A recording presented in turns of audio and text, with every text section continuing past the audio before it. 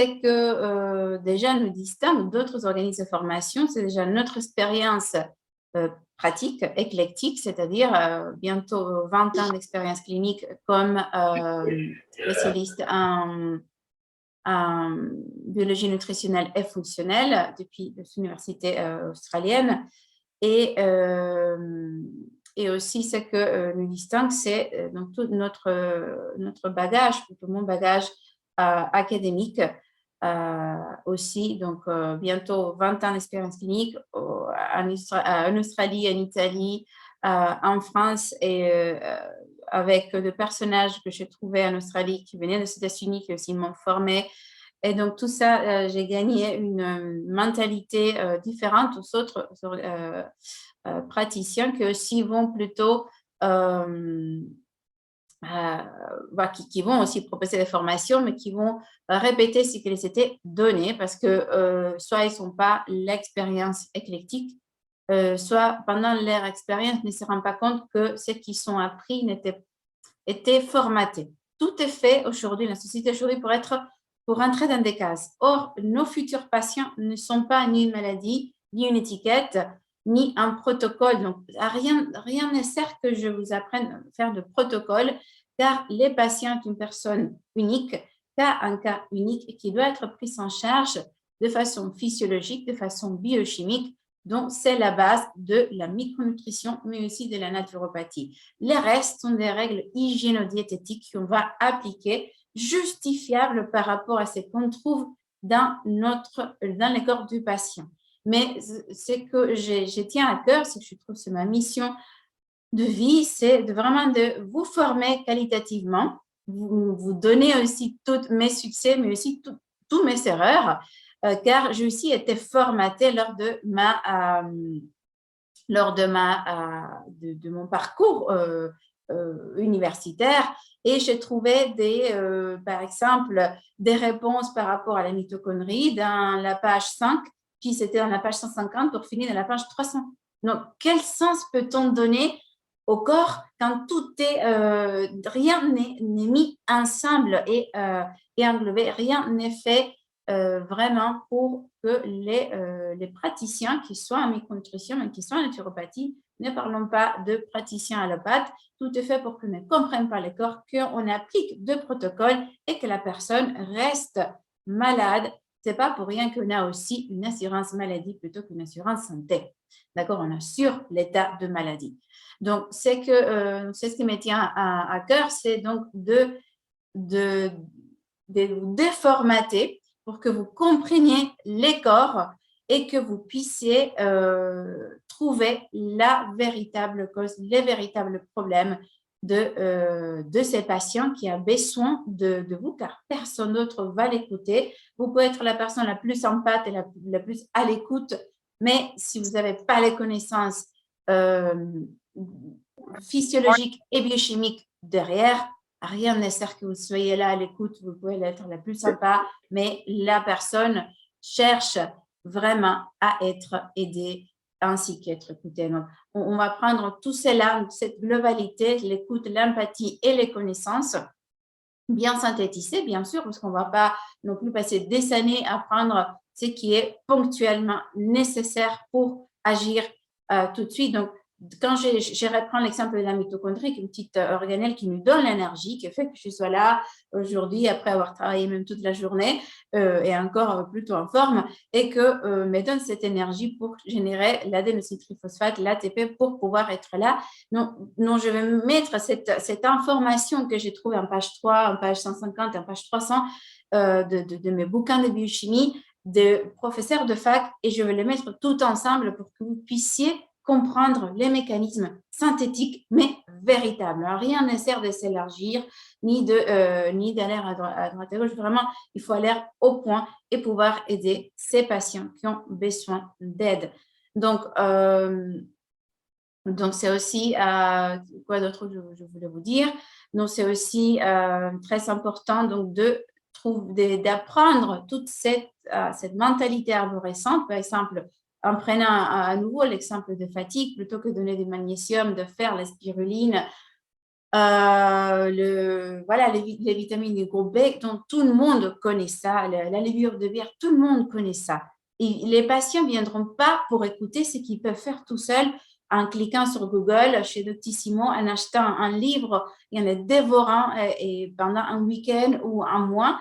Rien ne sert comme dans ça. Ils sont là pour trouver cette cause de fatigue. Est-ce qu'ils ont une infection bucco-dentaire qui fait qu'ils soient fatigués? C'est classique, ça, au cabinet. Est-ce qu'ils sont la maladie de Lyme? Et tout le monde est passé à côté car personne ne prend la maladie de Lyme. Est-ce qu'ils sont la fibromyalgie? Et même si je nomme des conditions de santé, on va voir qu'il n'y a pas d'étiquette, mais on doit quand même être l'écoute. Est-ce qu'ils ont une perméabilité intestinale? Est-ce que donc ils ont une mauvaise assimilation? À quoi sert qu'on lui donne le complément alimentaire si on ne prend pas en charge les intestins qui sont perméables? Tout ce que vous allez les donner va finir dans les égouts du quartier, nourrissant les rats du quartier, justement. Donc, ça, vous voyez, c'est ce que je veux faire de vous, de futurs étudiants, c'est de penser parallèlement, de penser vraiment d'avoir un spectre de pensée très large et intelligente et du bon sens. C'est-à-dire que, revenant à cette fatigue, est-ce que ce patient ne pourrait pas avoir une problématique de thyroïde, vu que la thyroïde est remplie de mitochondries? La thyroïde est remplie de mitochondries, je pourrais penser que ces personnes habitent en campagne ont été soumises au glyphosate, au Roundup, aux pesticides, aux desservants. C'est classique qu'il y a des amalgames en bouche, mais à rien ne sert quand la détoxine, c'est l'imperméabilité intestinale qui va faire d'intox. Et c'est là où je reviens à dire, oui, voilà, détoxifier, mais d'abord passer par la phase 1 de détoxification, qui sont les intestins. C'est ce que je parle, quand je parle du bon sens, c'est exactement ça. Donc, on va passer par 3 étapes. L'étape d'apprendre, c'est l'étape de connaître la biochimie synthétique, parce que moi non plus, je ne suis pas biochimiste. Donc, je vous la passe, je vous l'enseigne synthétiquement à présenter pour les choses dont vous allez avoir besoin. D'accord, on ne va pas faire des formules chimiques parce que moi non plus, je les ai appris et comme j'étais mal appris, j'ai tout oublié, j'ai appris par cœur. Donc ici, on va prendre du bon sens pour comprendre, c'est-à-dire qu'on va comprendre les corps humains, d'accord, de façon allopathique, mais de comment on va faire, nous, de façon micronutritionniste et de façon micronutritionniste, de façon naturopathique, de la prise en charge de la biologie nutritionnelle et fonctionnelle, parce qu'on revient à ça.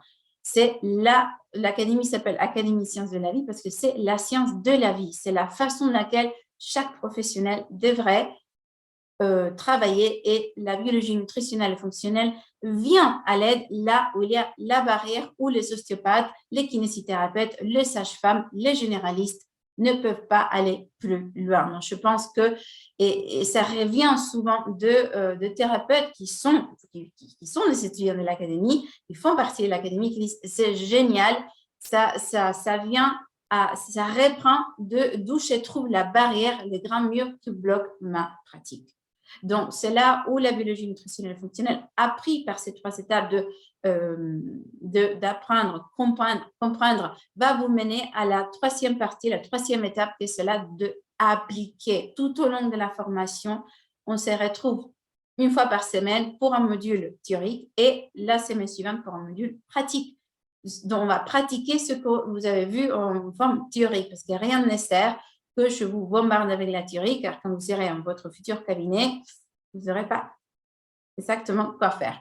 Donc, c'est important de pratiquer tout le long de la formation et ne prétendez pas d'être parfait. La perfection n'existe pas et déjà, elle va venir avec la pratique. Donc, plus vous pratiquez, plus vous êtes là en présentiel, plus vous serez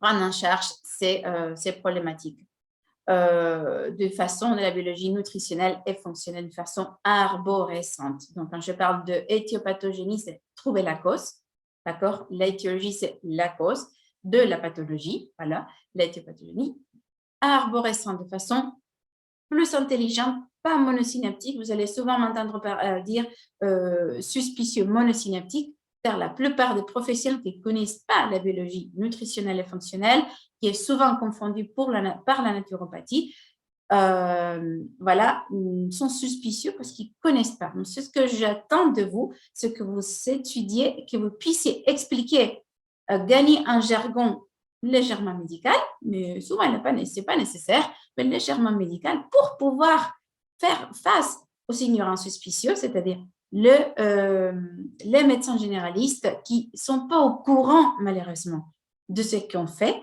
et qui ont la suspicion bien ils sont bien raison d'avoir la suspicion, car la plupart de ceux qui s'appellent naturopathes n'ont pas les connaissances des règles pour justifier même ce qu'ils font. Non, on va changer la vision qu'ils sont pour mériter le respect. D'accord? Parce qu'on a toute une place dans la prévention primaire et dans la prévention tertiaire. C'est-à-dire la prévention de tomber malade et la prévention de retourner malade une fois que l'allopathie a fait son action qui est extrêmement nécessaire. J'aime bien collaborer avec les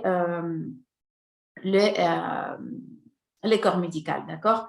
Donc, on va aussi gagner le respect de nos patients parce qu'on va les expliquer comment ils sont tombés malades. Non, voilà, madame Tatati, vous avez manque d'énergie. Or, je trouve avec mes outils que vous aurez pu être piqué par un tic, par exemple. Elle va dire, ah oui, effectivement, dis donc, je n'avais pas pensé à vous dire. C'est vrai, j'avais oublié.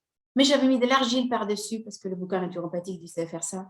Mais je pensais que ça était bien. Je n'ai pas voulu prendre des antibiotiques. Et non, madame, il faut prendre des antibiotiques, mais aussi, il faut aussi faire notre traitement. Et c'est là où on va collaborer. Pourquoi c'est nécessaire d'être bien à l'écoute et de dire, il ne faut pas dénigrer, d'accord? Il ne faut pas jeter le bébé avec l'eau, d'accord? Donc, on va appliquer, on va vraiment travailler ensemble parce que si on existe, mais eux aussi existent et c'est nécessaire de vraiment faire cette collaboration. Mais pour arriver à cette collaboration, il faut parler du bon sens. Donc, est-ce que ça fatigue bien d'une parodontite? Est-ce que vous aurez pas un déchaussement des gencives, par exemple? Ah oui, oui, oui, mais bon.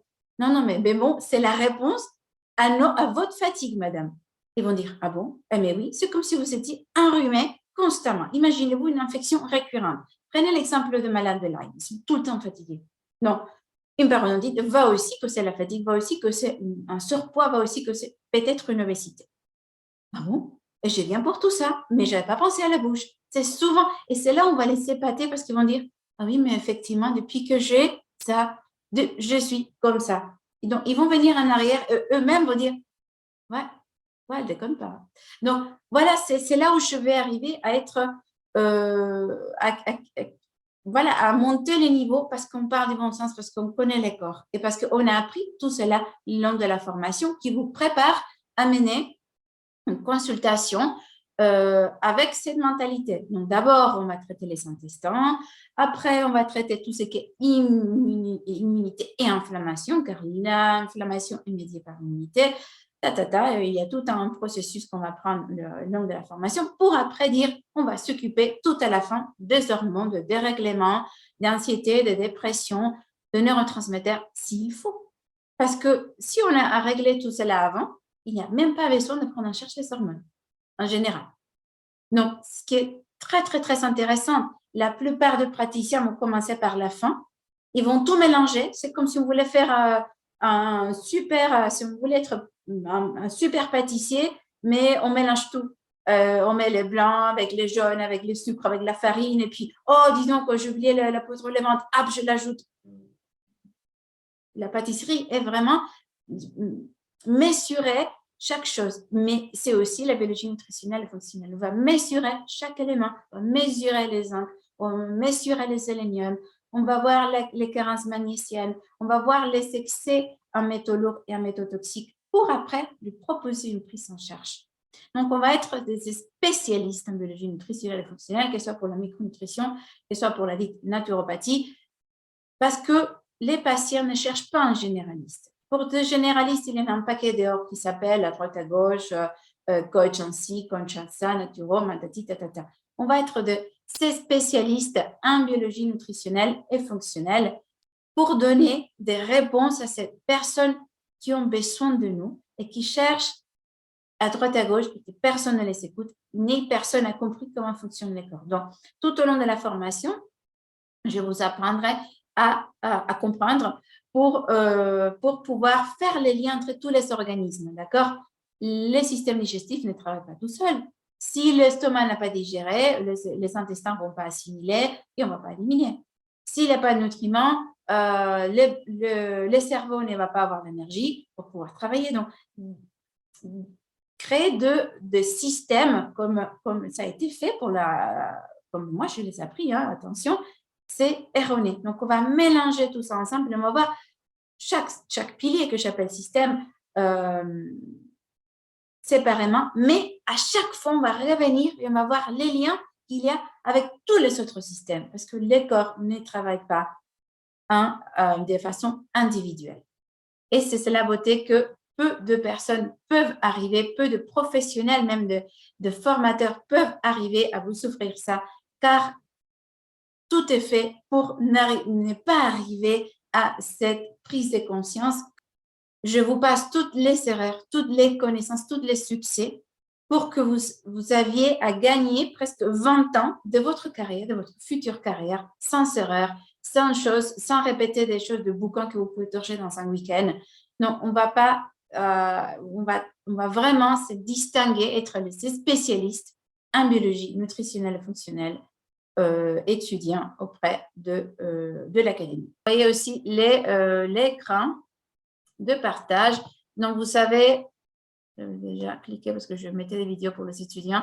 Donc, vous voyez là, vous savez l'introduction, vous savez voilà, tous les piliers, tout c'est l'intégralité de la formation, d'accord? Ça, ce sera votre futur espace étudiant. Donc, comme quoi, vous voyez, il faut vraiment, voilà, je vous demande d'être là, d'étudier. On a évidemment les webinaires, les boîtes à outils avec des choses que j'aimais, que je trouve intéressantes, de nouvelles, de cas scientifiques, de cas cliniques pratiques aussi. Et vous savez aussi à l'intérieur du quiz, des questionnaires, de cas cliniques, ça dépend.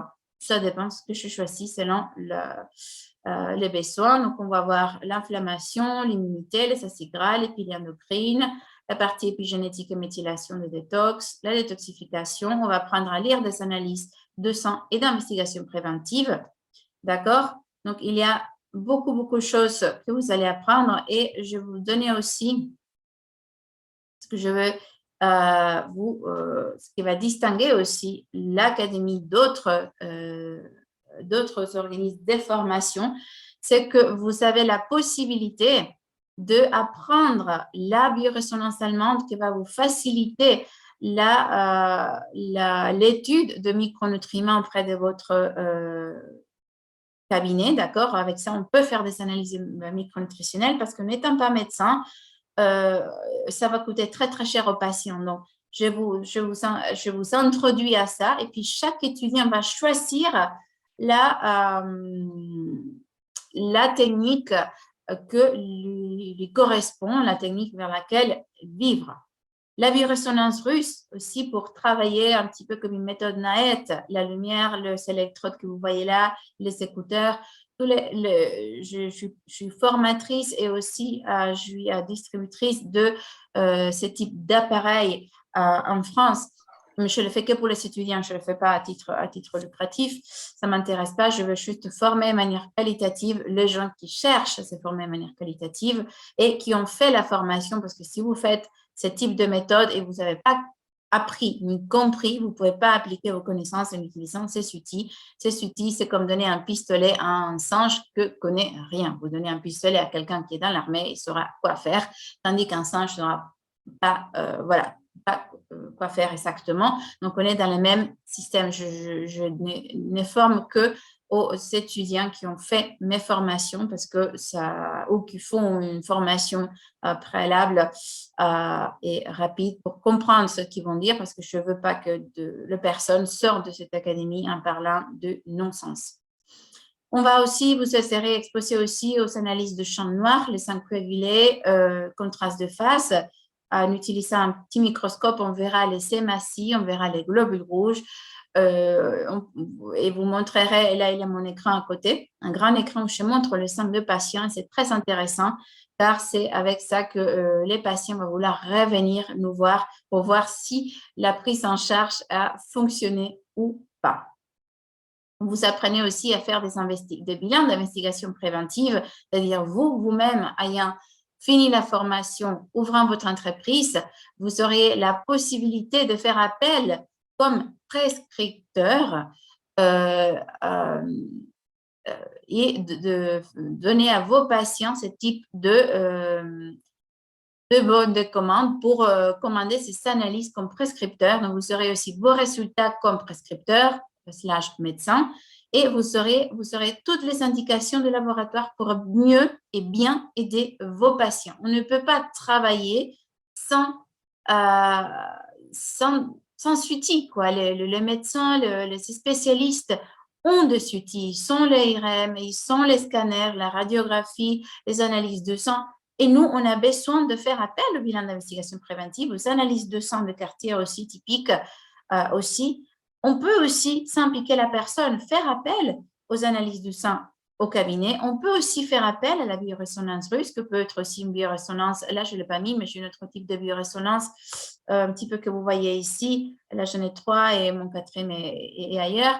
Pour traiter la personne à distance, dans chaque boîtier, il y a un témoin d'ADN du patient qui va envoyer l'énergie au patient, même à distance, même si vous voulez avoir un cabinet à distance, avec un microscope et ça. Vous pouvez tout à fait effectuer des séances très dignes de leur nom, plus les bilans d'investigation préventive, car c'est les labos qui vous donnent toutes les réponses. Vous ne pouvez pas vous tromper. Donc, au début, c'est bien de commencer par ça. La biorésonance russe va pouvoir aussi vous aider au cabinet si vos patients ont des allergies, a des troubles d'eau, a des troubles au ventre que personne ne peut répondre. Donc, vous aurez ces outils, plus la biorésonance allemande, qui va vous donner 2 résultats en micronutrition. Donc, vous voyez, c'est pas on ne tire pas les choses de chapeau, on part du sens. Et pour ceux qui s'intéressent, l'iridologie intégrée et la sclérologie, donc l'iris et le blanc de l'œil, c'est aussi possible si vous voulez vous spécialiser plus tard.